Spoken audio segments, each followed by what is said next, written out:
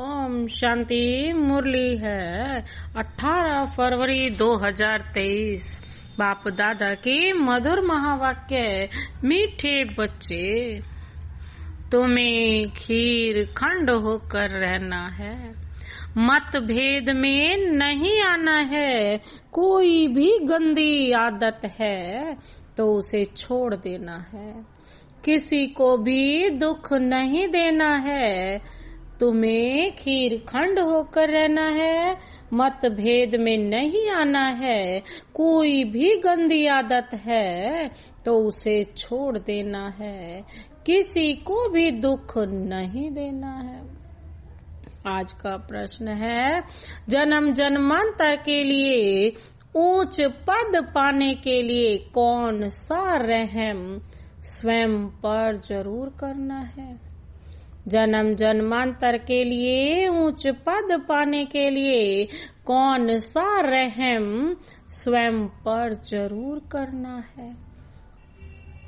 उत्तर है, स्वयं की अंदर से जांच करके जो भी बुरी आदतें हैं, क्रोध आदि विकार है, उन्हें निकाल देना।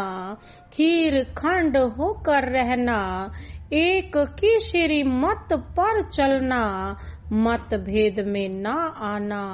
कोई भी इवल बातें ना सुनना ना सुनाना। यही अपने ऊपर रहम करना है। इससे ही जन्म जन्मांतर के लिए ऊंच पद मिल जाता है। जो अपने ऊपर रहम नहीं करते, वह 21 जन्मों के सुख को लकीर लगा देते हैं। आज का गीत है ओम नमो शिवाय। ओम शांति। शिव बाबा की महिमा बच्चों ने सुनी। यह महिमा कौन करते हैं और कौन जानते हैं? सिर्फ ब्राह्मण कुलभूषण अर्थात नई मनुष्य सृष्टि की संप्रदाय, जिन्हें परम पिता परमात्मा ने अपना बनाया या जन्म दिया है, वही जानते हैं। क्योंकि पहले पहले इस सृष्टि में वही ब्रह्मा द्वारा जन्म लेते हैं। जैसे तुमने पहले पहले जन्म लिया है परम पिता परमात्मा से, तो वह है सभी का सहायक, सारी दुनिया का सहायक, सभी दुख दूर करने वाला है। मनुष्य बहुत दुखी हैं क्योंकि अभी है कलयुग का अंत, तो सभी का सहायक बनते हैं। फिर भी अक्षर है ना आम और खास, तो खास भारत का है। उनमें भी खास जो बहुत जन्मों के अंत के जन्म में आकर मिलते हैं, अर्थात जो पहले पहले सृष्टि पर आते हैं। तुम बच्चे जानते हो तो कैसे सबका सहायक आकर बनते हैं। भगत भगवान को याद करते हैं परंतु भगवान को जानते नहीं हैं। जब भगवान को ही नहीं जानते हैं तो भगवान जो नई ब्राह्मण मुख वंशावली रचते हैं उनको भी नहीं जानते। परम पिता परमात्मा आकर पहले पहले ब्राह्मण संप्रदाय रचते हैं, यह कोई को पता ही नहीं। आदि सनातन देवी देवता धर्म तो है सतयुग में, बाकी संगम युग को भूल गए हैं क्योंकि गीता के भगवान को ही द्वापर में ले गए हैं। सतयुग के आदि और कलयुग के अंत के संगम को का किसको पता नहीं है। ना गीता के भगवान को जानते हैं। गीता तो है ही सभी शास्त्रों की मात पिता। ऐसे नहीं कि सिर्फ भारत के शास्त्रों की मात पिता है, नहीं, जो भी बड़े ते बड़े शास्त्र सारी दुनिया में है, सभी की मात पिता है। भगवानुवाच मैं तुमको फिर से सहज राजयोग सिखाता हूँ, जिसको फिर गीता नाम दिया है। तो अपने को ही कहना पड़ता है कि हम नई गीता सुनाते हैं। पुरानी गीता तो खंडन की हुई है, यह तो भगवान खुद अपने मुख कमल से बैठ सुनाते हैं। तुम्हारी बुद्धि में परम पिता परमात्मा शिव ही याद आता है। वह है स्वर्ग का रचयिता, सबका सहायक। श्री कृष्ण को सभी का सहायक नहीं कहेंगे। भगवान सृष्टि का रचयिता एक ही है। श्री कृष्ण तो स्वयं रचना है, बगीचे का फर्स्ट क्लास फूल है। परम पिता परमात्मा को बागवान भी कहते हैं, खिवैया भी कहते हैं। मनुष्य तो समझ न सके कि खिवैया कैसे हैं। बरोबर असार संसार से ले जाकर फिर यहाँ नई दुनिया में भेज देते हैं। यहाँ ही फूलों का बगीचा बनाते हैं। सभी बच्चे जो भगत बन गए हैं, असुल भगवान की संतान थे। उनको माया दुखी बनाती है। भगवान तो है ही एक, वह सभी भक्तों को जरूर सुख देता है। कोई भी किसको सुख देता है तब उनको याद करते हैं। स्त्री पति को, अथवा बच्चा बाप को, अथवा दोस्त को याद करते हैं। जरूर उनसे सुख दिया होगा ना, उसने सुख दिया होगा। भाई से भी दोस्त प्यारा होता है, क्योंकि सुख देते हैं। तो सुख देने वाले को ही याद किया जाता है। अभी सारी सृष्टि के मनुष्य भगत हैं। मनुष्य के ही 84 जन्म गाए हुए हैं। कुत्ते बिल्ली के 84 जन्म नहीं कहेंगे। गाया भी गया है कि आत्मा परमात्मा अलग रहे बहुकाल। सुंदर वेला तब हुआ जब सतगुरु मिला दला। इस समय मेला होता है। परम पिता परमात्मा सभी बच्चों के बीच आते हैं। महफिल लगी हुई है ना। एक होती है सुख की महफिल, दूसरी होती है दुख की। सतयुग में है सुख की महफिल, यहाँ तो दुख की कहेंगे। कोई मरते हैं तो भी दुख की महफिल लग जाती है। कोई बड़ा आदमी मरता है तो शोक में झंडा नीचे कर देते हैं। तो दुख की महफिल हुई ना। भगत बहुत दुखी होते हैं तो भगवान को याद करते हैं, परंतु उनको जानते बिल्कुल नहीं। कहते भी हैं उसने पैदा किया, आखिरीन भी उनको जानेंगे या नहीं। अंत में गायन करते हैं, हे भगवान तेरी लीला परम अपार है, महिमा गाई हुई है। तुम जानते हो बाप नहीं होता तो सृष्टि चक्र का राज कौन समझाता। कौन हमको चक्रवर्ती बनाता। अब संगम पर तुम सदा के लिए दुख से छूटने का प्रयत्न कर रहे हो। संगम युग कोई बड़ा नहीं है, अपना यह नया जन्म है। यह छोटा सा युग है हम बच्चों के पुरुषार्थ के लिए। बड़ा इम्तिहान है, इनकी सब्जेक्ट सभी इम्तिहानों से न्यारी है। 5 विकारों पर जीत पानी है। बहुत मनुष्य कहते हैं पवित्र रहना तो असंभव है। गृहस्थ व्यवहार में रहते हुए माया को जीतना तो बड़ा मुश्किल है। समझते हैं ऐसा उस्ताद तो मिल न सके। सन्यासी भी घर बार छोड़ने बिगर पवित्र रह नहीं सकते। तो बाप इस माया पर जीत पाने की युक्ति बताते हैं। जैसे कल आपको पहले भी सिखाई थी, जब बाबा सिखाते हैं तब हम भगत से ज्ञानी बनते हैं। इसको ही भारत का प्राचीन ज्ञान और योग कहा जाता है। इसको दुनिया में कोई भी नहीं जानते। बाप समझाते हैं यह ज्ञान प्राय लोप हो जाता है और यह देवता धर्म भी लोप हो जाता है। ड्रामा में ही ऐसा है, जब प्राय लोप हो जाए, सृष्टि दुखी हो, तब तो भगवान आकर फिर से स्थापन करे। यह भी कोई को पता नहीं कि कल युग की आयु कब पूरी होती है। तुम ही बाप को और इस ड्रामा के आदि मध्य अंत को जानते हो। देखने में कितने साधारण हो, खूब जाएं अहिल्याएं, परंतु नॉलेज कितनी ऊंची है। अपने सारे 84 जन्मों के चक्र को तुम जानती हो।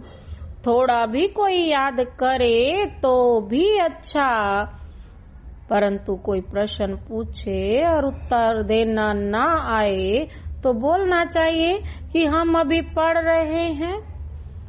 बाबा कहते हैं हमसे बहुत तीखे हैं, हम आपको अच्छी रीति समझा सकेंगे। अपना अहंकार नहीं रखना चाहिए। कह देना चाहिए हमारी बड़ी बहन जी बहुत तीखी है, आप फिर कोई समय आना तो वह समझाएंगी।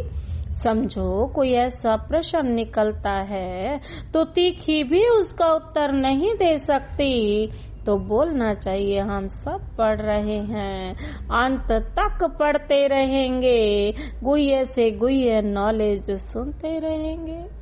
यह पॉइंट अभी हमको समझाई नहीं गई है। यह तो जरूर है, इतना समय जो पड़ा है तो जरूर अर्जुन गुह्य पॉइंट रही हुई है जो सुनाते रहेंगे। स्कूल में भी धीरे धीरे पढ़ाया जाता है, ऐसे थोड़े एक ही दिन में सारी नॉलेज मिल जाती है।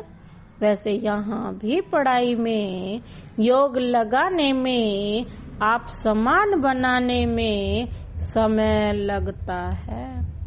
बाप दिन प्रतिदिन सहज कर समझाते हैं। भगवान एक है, उनको ही सब याद करते हैं। भगवान ही हेवन स्थापन करते हैं तो जरूर देवता बनाने के लिए संगम पर ही राजयोग सिखाएंगे। तो मैनर्स भी ऐसे चाहिए, तब पाप खत्म हो, तब तो विजय माला का दाना बने। टाइम लगता है। यह है सुहावना संगम का मेला। समझाना है सारी दुनिया के मनुष्य भारत भगत हैं, साधना करते हैं भगवान के लिए। वह परमात्मा आकर सभी को वापिस ले जाए, मुक्ति जीवन मुक्ति का ज्ञान दे देवे, देवता धर्म की स्थापना करे। सन्यासी तो समझते हैं सुख काग विष्टा समान है, सो तो जरूर इस दुनिया का सुख ऐसा है, परंतु क्या भारत में कभी सुख नहीं था? सन्यासी तो पसंद करते हैं मुक्ति को, वह कभी जीवन मुक्ति का ज्ञान दे ना सके। भगवान को ही आकर राजयोग सिखाना है, सन्यासियों को नहीं सिखाना है, क्योंकि वह कोई आदि सनातन देवी देवता धर्म स्थापन नहीं करते हैं। अभी सब कहते भी हैं कि एक मत हो, परंतु इस दुनिया में तो एक मत हो न सके।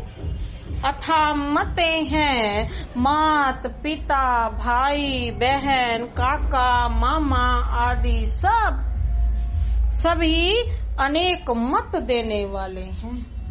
अब उन पर नहीं चलना है, एक की ही श्रीमत पर चलना है।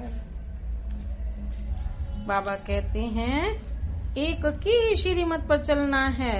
भगवान आकर एक की श्रीमत देते हैं तो फिर एक मत की राजधानी हो जाती है। देवी देवताएं सदैव शीरखंड रहते हैं, यहाँ तो बहुत लड़ते झगड़ते रहते हैं। शास्त्रों में भी कि कौरव पांडव दिन में लड़ते थे, रात को खीर खंड हो जाते थे। यहाँ भी बच्चे समझते हैं कि हमारे में क्रोध का अंश आ गया। बाबा हम आपसे माफी मांगते हैं, तो तुमको भी देखना चाहिए सारे दिन में किसको दुख तो नहीं दिया, किससे मतभेद में तो नहीं आए, किससे इविल तो नहीं बोला, बुरा तो नहीं बोला। जिससे कोई को दुख हुआ हो, इविल तो कभी नहीं सुनना चाहिए। ऐसा कुछ देखा सुना तो बाप को बतलाना चाहिए। बाप ही बच्चों को सब समझाते हैं, नहीं तो आदत पक्की हो जाए।